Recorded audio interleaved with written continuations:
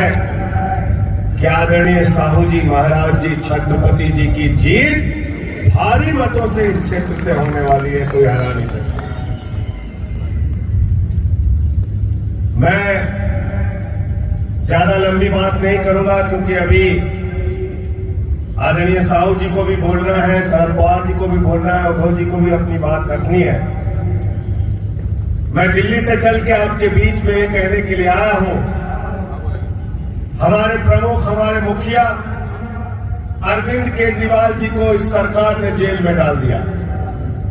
भारत के प्रधानमंत्री ने झारखंड के मुख्यमंत्री को जेल में डाल दिया, हेमंत सोरेन को जेल में डाल दिया, मनीष सिसोदिया को जेल में डाल दिया, हमारे एक और मंत्री सत्येंद्र जैन को पकड़ के जेल में डाल दिया, शरद पवार जी की पार्टी के नेता अनिल देशमुख जी को पकड़ के जेल में डाल दिया, संजय रावत जी शिवसेना के नेता उनको पकड़ के जेल में डाल दिया।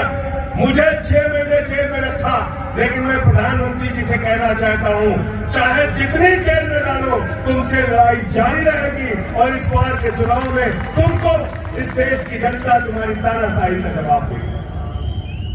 दुनिया का सबसे बड़ा लोकतंत्र है भारत। 145 करोड़ लोग अपने वोट की ताकत से नेता चुनते हैं, उनको सांसद बनाते हैं, विधायक बनाते हैं, मंत्री और मुख्यमंत्री बनाते हैं। प्रधानमंत्री जी और उनकी पार्टी सारे विपक्ष को जेल में डालना चाहती है। मुझे तो प्रधानमंत्री जी के ऊपर एक छोटी सी कहानी याद आ गई। एक बार एक लड़का सारे विपक्ष को जेल में डालना चाहते हैं मोदी जी। एक बार एक लड़का ट्रॉफी लेके अपने पापा के पास पहुंचा, उसने कहा पापा मैं फर्स्ट आया, पापा मैं फर्स्ट आया, दौड़ में मैं फर्स्ट आया। पापा ने कहा बेटा बहुत बहुत बधाई तुमको, ये बताओ तुम्हारे साथ प्रतियोगिता में कितने लोग थे?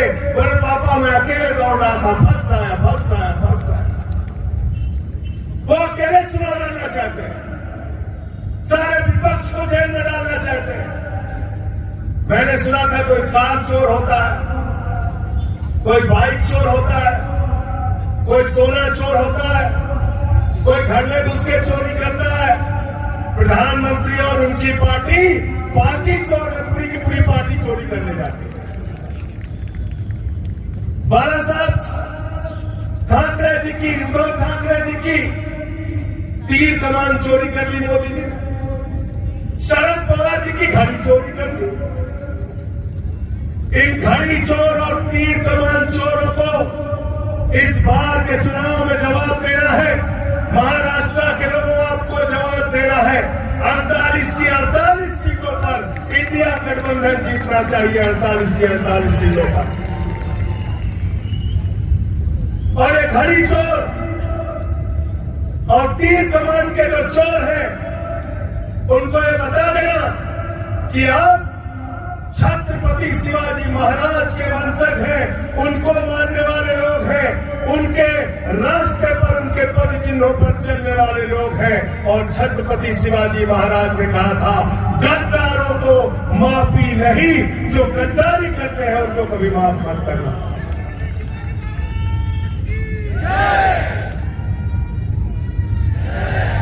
गद्दारों को जवाब देने के लिए तैयार है आप? हाथ उठा के बताइए तैयार है ना? मोदी जी कहते हैं हमारी ये गारंटी, ये गारंटी, ये गारंटी। मैंने कहा मोदी जी आपकी सिर्फ एक गारंटी है, झूठ बोलने की गारंटी है।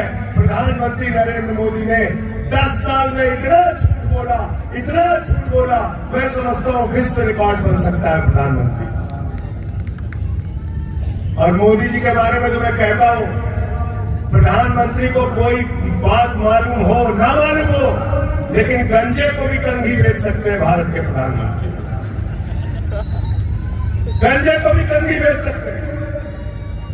इतना झूठ कहने लगे 2 करोड़ नौकरी हर साल देंगे, किसानों की आमदनी 2 गुना करेंगे, इतना काला धन लाएंगे कि 15 लाख हर खाते में जमा हो जाएगा। किसान जब काले कानून के खिलाफ दिल्ली में पहुंचा तो उसके सामने कीले गाड़ दिए गए, किसानों को लाठियों से पिटवाया गया। 750 किसानों ने अपनी शहादत दी। मैं महाराष्ट्र के लोगों आपसे कहने के लिए आया हूं, जिन्होंने 750 किसानों की जिंदगियां ली, उनकी चुनाव में जमानतें जब्त कराने का काम आपको करना है। प्रधानमंत्री जी कहते हैं 400 पार, 400 पार, 400 पार। ये फर्जी नारा है, ये जुमला है, याद रखना। प्रधानमंत्री ऐसे नारे कई राज्य में दे चुके हैं। बंगाल में गए, कहने लगे 200 पार, 200 पार, 200 पार, आई 73 सीट। झारखंड में गए, कहने लगे 65 पार, 65 पार, 65 पार, आई 23 सीट। मिजोरम में गए, कहने लगे 21 पार, 21 पार, 21 पार, आई 1 सीट।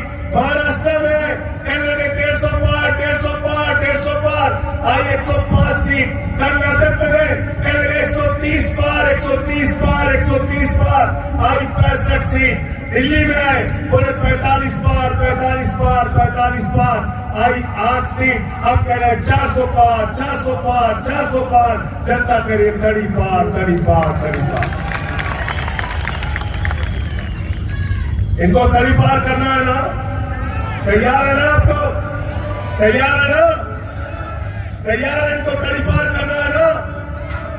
कैसे कैसे मंजर अभी आने लगे हैं, कैसे कैसे मंजर में आने लगे हैं, और गाते गाते लोग चिल्लाने लगे हैं, बदल डालो इस तालाब के पानी को, कमल के फूल तो मुरझाने लगे हैं, कमल के फूल तो मुरझाने लगे हैं। कितना घमंड हो गया मोदी जी को। गाना गा रहे हैं, कह रहे हैं जो राम को लाए हैं हम उनको लाएंगे। क्या प्रधानमंत्री मोदी राम को ला सकते हैं? क्या बताइए, क्या कोई इंसान भगवान को ला सकता है? तो राम जिनको लाए हैं, अब राम उनको विदा कर देंगे। ये वक्त आ गया है। 300 से ज्यादा इंडिया गठबंधन की सीटें आने जा रही है। इंडिया गठबंधन की सरकार 4 जून को बनने जा रही है, और ये 400 पार का नारा फर्जी साबित होगा। मैं आपको यकीन के साथ कहना चाहता हूं। अंत में एक बात कह के अपनी बात को खत्म करूंगा। भारत दुनिया का सबसे बड़ा लोकतंत्र है, और दुनिया के सबसे बड़े लोकतंत्र के प्रधानमंत्री 10 साल के बाद आपसे वोट मांगने जाते हैं। 10 साल में शिक्षा के लिए क्या किया नहीं बताते, बिजली के लिए क्या किया नहीं बताते, किसान के लिए क्या किया नहीं बताते, नौजवान के लिए क्या किया नहीं बताते, महिलाओं की सुरक्षा के लिए क्या किया नहीं बताते। भारत के प्रधानमंत्री और उनकी बातों को सुन के देश शर्मिंदा हो जाता है। 10 साल के बाद भी हिंदू मुसलमान, हिंदू मुसलमान, हिंदू मुसलमान इसके नाम पर वोट मांगते हैं। मैं मोदी जी से कहना चाहता हूं, मोदी जी अब आपका ये हिंदू मुसलमान वाला फार्मूला चलने वाला नहीं है। हमारे काम का हिसाब दो, जो वादे किए थे उसको तुमने क्यों नहीं पूरा किया, इसका हिसाब दो। इसके हिसाब के नाम पर इनसे वोट लेना। साथियों और दोस्तों, मैं सिर्फ यही कहने जा रहा हूं, उत्तर प्रदेश गया था, वहां हवा बदली है, हरियाणा में हवा बदली है, राजस्थान में हवा बदली है, दिल्ली में हवा बदली है। केजरीवाल जी को जेल में डाला है, तो वहां लोग नारा लगा रहे हैं, जेल का जवाब वोट से देंगे, तानाशाही का जवाब वोट से देंगे, गुंडागर्दी का जवाब वोट से देंगे। और मैं छत्रपति शाहू जी महाराज की धरती पर खड़ा हूं।